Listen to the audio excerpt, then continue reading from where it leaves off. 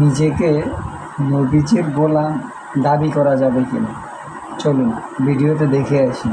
কারটা right সেটা আপনারা comment বক্সে জানিয়ে দেবেন। নিজেকে রাসূল সাল্লাল্লাহু আলাইহি সাল্লামের দাবি করা যাবে কিনা? আমরা মুসলমান কেউই নবী করিম সাল্লাল্লাহু আলাইহি সাল্লামের গোলাম না। নিজের গোলামে পরিচয় দেওয়া হারাম। মানুষ শুধুমাত্র আল্লাহর গোলাম। উম্মতরা নিজেকে গোলাম হিসেবে স্বীকার করতে পারবে কিনা? না, পারবে না। আমরা কোন পীরের গোলাম হতে চাই না, এমনকি নবীর গোলামও নই। একজন ব্যক্তি নিজেকে রাসূলের গোলাম বলবে, এখানে একটু শিরকের গন্ধ পাওয়া যায়। আমরা রাসূলের গোলাম বললে এখানে শিরক ঢুকে যায়। তোমরা যদি আমার নবীর গোলাম হয়ে যাও, আমার নবীর গোলাম হয়ে যাও, ওলামা আছে বিদায় বলতেছি, ওনারা বুঝবে। আল্লাহ কোরআনে কোথাও নিজের এতাআতের কথা এককভাবে বলেন নাই, কোথাও নাই কোরআনে যে আল্লাহ এককভাবে বলছেন আতিউল্লাহ, আর কিছু বলেন না, এরকম একক কোন শব্দ নাই। কিন্তু যেখানে আতিউল্লাহ বলছেন ওইখানে আতিউর রাসূল বলছেন। কিন্তু কোরআনে আছে শুধু নবীর এতাআতের কথা বলছেন, ওয়াইন তুতিউহু তাহতাদু মান আতা আর রাসূল ফাকাদ আতা আল্লাহ। এখানে আল্লাহ নিজের স্মরণ করেন নাই, জিকির করেন নাই, উল্লেখ করেন নাই। আর আল্লাহকে তো পাওয়াও সম্ভব না। আল্লাহকে পাবে তো পাবে কি কইরা? লা তারাহুল উয়ুন, চোখে তো আল্লাহকে দেখা যায় না।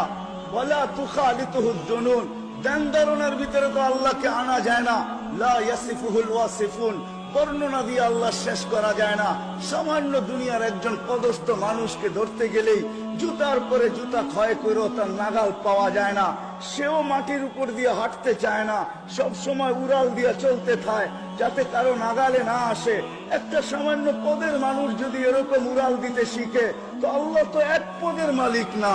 আল্লাহ তো শুধু রহমা আল্লাহ না, আল্লাহ তো আল্লাহ না, আল্লাহ তো লা ইলাহা ইল্লাল্লাহ, আল্লাহ তো ইলাহ, আল্লাহ তো রহমানো, আল্লাহ তো রহিমো, আল্লাহ তো মালিকো, আল্লাহ তো কুদ্দুসো, আল্লাহ তো সালামুল মুমিনুল মুহাইমিনুল আজিজুল জব্বারুল মুতাকাব্বিরুল খালিকুল বারিউল মুসাব্বিরুল গফফারুল কহ্হারুল ওয়াহ্হাবুর রাজ্জাকুল ফাত্তাহুল আলিমুল কাবিদুল বাসিতুল খাফিদুর রাফিউল মুইজ্জুল মুদিল্লুস সামিউল বাসিরুল হাকামুল আদলুল লতীফুল খাবীরুল হালিমুল আযীমুল গফুরুশ শাকুরুল আলিয়্যুল কবীরুল হাফিজুল মুকিতুল হাসিবুল জলিলুল করিমুল রকিবুল মজিবুল ওয়াসি আল হাকিমুল ওয়াদুদুল মজিদুল বাঈসুশ শহীদুল হকুল ওয়াকিলুল কবিয়ুল মতিনুল ওয়ালিয়ুল হামিদুল মুসিয়াল মুবদি আল মুঈদ আল মুহয়ি আল মুমীত আল হাইয়্যু আল কাইয়্যুম আল ওয়াজিদ আল মাজিদ আল ওয়াহিদ আল আহাদ আল সামাদ আল কাদির আল মুক্তাদির আল মুকদ্দম আল মুআক্কার আল আউয়াল ওয়াল আখির আল যাহির ওয়াল বাতিন আল ওয়ালি আল মুতাওয়ালি আল বরর আল তাওয়াব আল মুনতাকিম আল আফু আল রাউফ মালিক আল মুলক যাল জালালি ওয়াল ইকরাম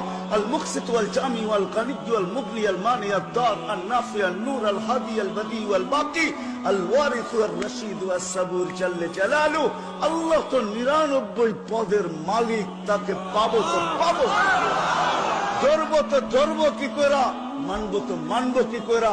যাকে চোখে দেখা যায় না, ধ্যান-ধারণায় আনা যায় না, বর্ণনা দিয়া শেষ করা যায় না, কুরবান যাও আল্লাহর উপরে, তো আল্লাহ সহজ করছেন।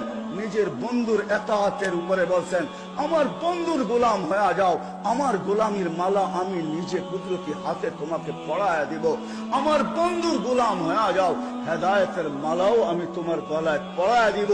বিদায় যে জান্নাত আমরা চাই, যে জান্নাতের আশা রাখি, কেউ যে নরকে যাইতে চায় না, দুজকে যাইতে চায় না, সবাই আমরা জান্নাতে যাইতে চাই। যদি জান্নাত পাইতে হয় তাহলে নবীর গোলামি ছাড়া বিকল্প কোন রাস্তা আল্লাহ আমাদের জন্য রাখেন নাই। কোরআনের এই ছোট্ট 2 শব্দের আয়াত এটাই বুঝাইতেছে যে নবীর গোলামি। আর নবীর গোলাম হবেন না তো হবেন না কেন? একটু আগেই তো বলতেছিলাম, আরো সে যাইও আমাদেরকে বলেন নাই, কিয়ামতের মাঠেও আমাদেরকে বলবেন না। যদিও হাউজে মাকামে মাহমুদে নিয়ে যাওয়া হবে, কিন্তু চেয়ারে আল্লাহ বসাইতে পারবেন না। আল্লাহ চেয়ারে বসাইতে পারবেন না, চেয়ারের উপরে হাত রাইখা দাঁড়ায় থাকবেন। আল্লাহ বলবে, বন্ধু বসেন, এটা তো আপনার জায়গা, আমার পাশেই তো বসবেন, বসবেন না তো বসবেন না কেন? বলছে, আমাকে বসায় কি উম্মতকে পার করায় দিতে চান? আমাকে বসাইলে আমি বসবো না, কেন আমাকে তো ছুটতে হবে 3 জায়গায়। আমার উম্মত পিপাসিত কিয়ামতের মাঠে আসবে, ঠোঁটে পেয়ালা লাগায়া পানি পান করায় দিবে তো দিবে কে? আমি তো পান করায় দিব, কেননা আমি তো দুনিয়াতে ওয়াদা করে আসছি মাওয়াইদুকুমুল হাউজ, আমি তোমাদের সাথে হাউজে সাক্ষাৎ করব। বিদায় আমার হাউজে কাউসারেও ছুটতে হবে, উম্মতকে নিজের হাতে পানি পান করাবো।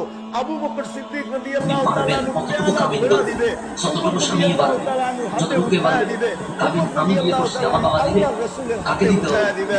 আল্লাহর রাসূল একজনকে ডাকবে, বলবে পান কর, ইশরাব লা তাসমান আবাদা, পান করার কোনোদিন পিপাসা তোর কাছে আসবে না।